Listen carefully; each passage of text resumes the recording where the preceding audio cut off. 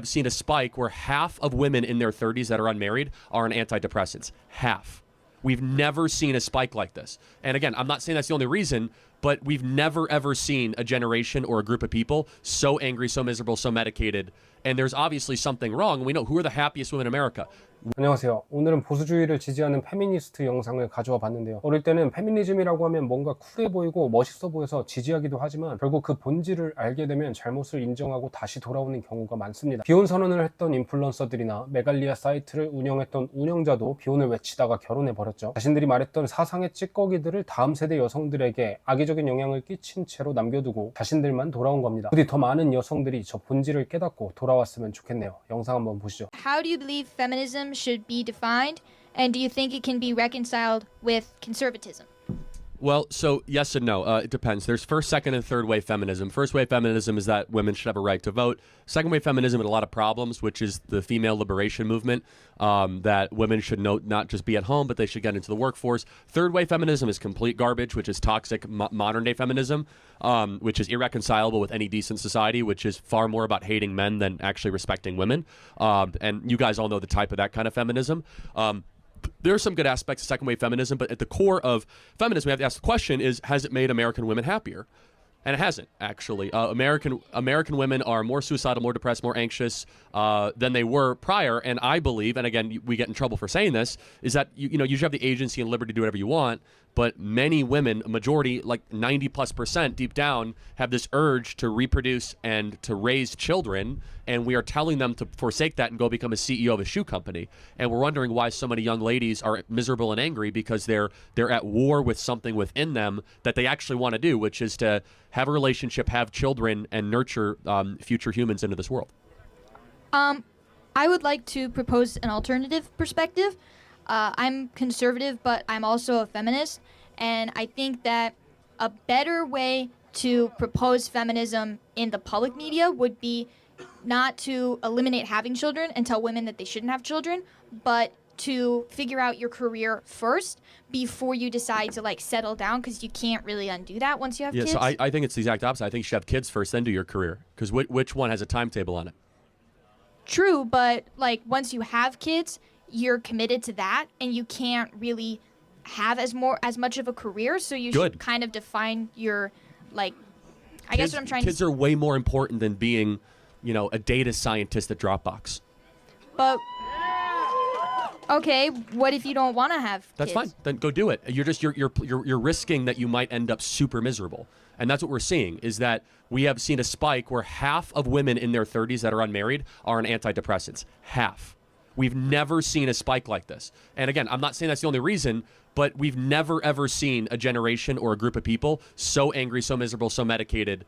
And there's obviously something wrong. We know who are the happiest women in America. Women with 3 or more kids are the happiest women in America. Least suicidal. Yes, right? And by the way, it's not easy, but it's super deep. And so again, if you want to go be a data scientist, God bless you. This is country, free country. Go do that. I just think that there's a part of the story that isn't being told, which is that the opposite should be have kids as soon as possible, and then you can go pursue your career in your late 30s once your kids are 18 years old. And it's the opposite. We tell people, wait. And by the way, when you reach your 30s, you might be infertile, you might have trouble having kids, you might need IVF, you might need all these other very, harsh treatments, and you might not even find a mate. Okay, thank you. Thank you very much. Enjoy class. Thank you.